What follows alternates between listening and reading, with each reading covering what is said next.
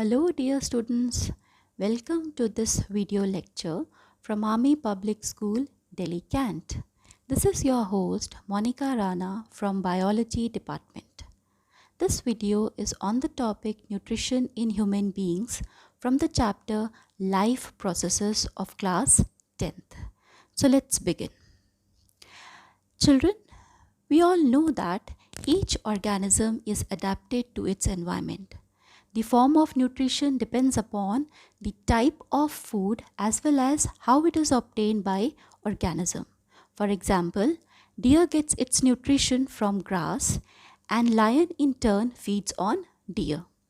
Animals that depends upon plants or other animals for nutrition are called heterotrophs, and such mode of nutrition is called heterotrophic nutrition.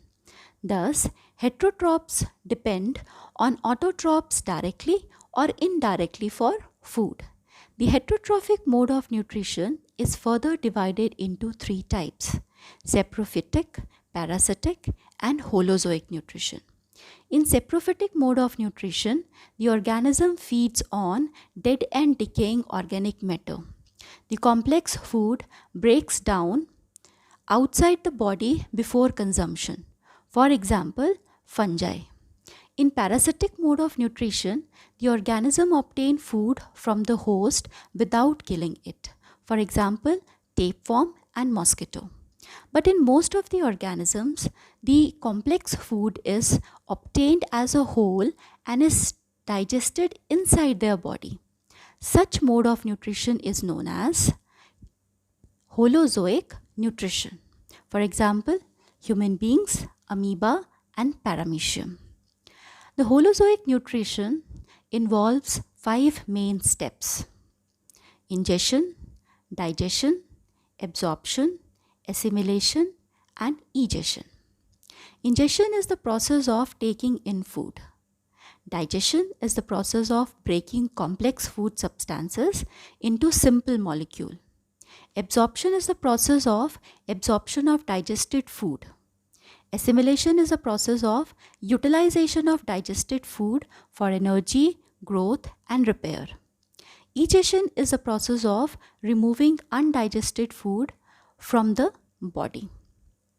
Let us see how amoeba acquires its food. So when amoeba senses the food, two finger-like processes called pseudopodia are given off anywhere from the cell surface, which is close to the food. The pseudopodia starts encircling the food particles. Pseudopodia meet at a point and fuse. After fusion, a food vacuole is formed. The food inside the food vacuole is digested by releasing enzyme into it. Digested food is absorbed into the cytoplasm and the wastes remains there, which is later removed from the body by bursting of the residual vacuole from the cell surface. If we look at nutrition in paramecium, the food vacuole is formed by intake of food through a specific spot or opening called mouth. The food is directed into this spot by undulating movement of cilia. Let us now discuss how nutrition occurs in human beings. Human beings have complex organs for digestion, which forms digestive system.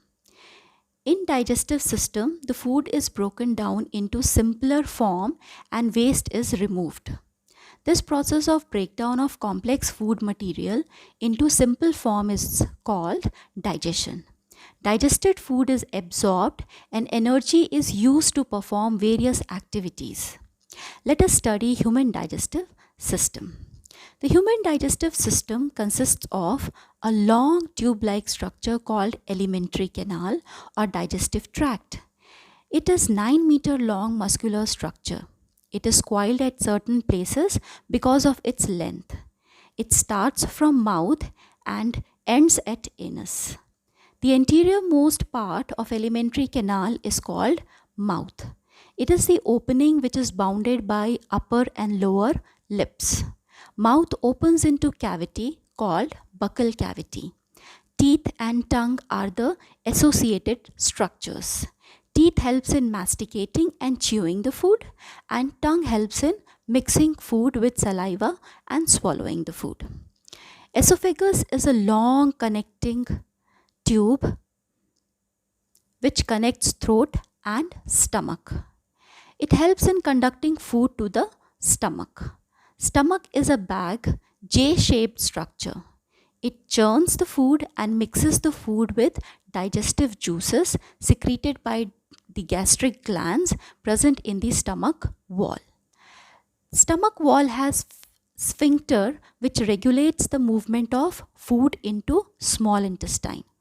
The small intestine is long coiled tube of about 7 meters. It has intestinal glands which secrete intestinal juice which helps in digestion. The small intestine of herbivorous animals is longer than the small intestine of carnivorous animals. This is because the complete digestion of cellulose needs longer action of enzymes. Meat, on the other hand, is easily digested. Large intestine is about 1.5 meter long. It has bigger diameter than the small intestine. It is divided into 3 parts: cecum, colon and rectum. Rectum is guarded by a sphincter called anal sphincter. It usually remains closed, but during the removal of fecal matter from the body, it opens. There are many glands associated with alimentary canal, and they are called accessory glands. Accessory glands include salivary gland, which secretes saliva, liver, which secretes bile juice, and pancreas, which secrete pancreatic juice. The secretion from these glands help in the process of digestion. Let's now understand how digestion of the food takes place inside the body through this video. The process of digestion starts in mouth. It includes action of various enzymes on the food particles. In mouth, the food is acted upon by an enzyme called salivary amylase, which is present in saliva secreted from salivary glands. Salivary amylase digests the starch. No digestion takes place in esophagus. The food is pushed forward in the alimentary canal by the rhythmic wave-like movement called peristalsis. The partially digested food bolus passes down into the stomach. In the stomach, gastric glands are present. These glands secrete secretion called gastric juice. Gastric juice consists of hydrochloric acid, mucus, and protein digesting enzyme called pepsin. After this, food passes into small intestine, which receives secretion from liver and pancreas. Liver secretes bile juice, which breaks down large globule of fats into smaller globules for the action of lipase enzyme. It also helps in creating an alkaline medium in the small intestine. Pancreas secretes pancreatic juice, which consists of carbohydrate digesting enzyme called amylase, protein digesting enzyme called trypsin, and fat digesting enzyme called lipase.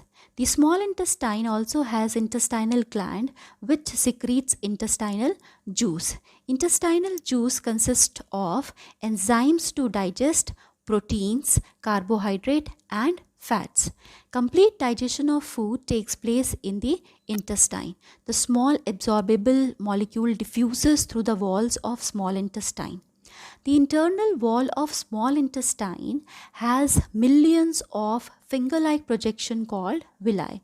These are specially adapted for absorption as they have dense network of blood capillaries to carry the food to different parts of the body. The food which is undigested and unabsorbed passes into the large intestine.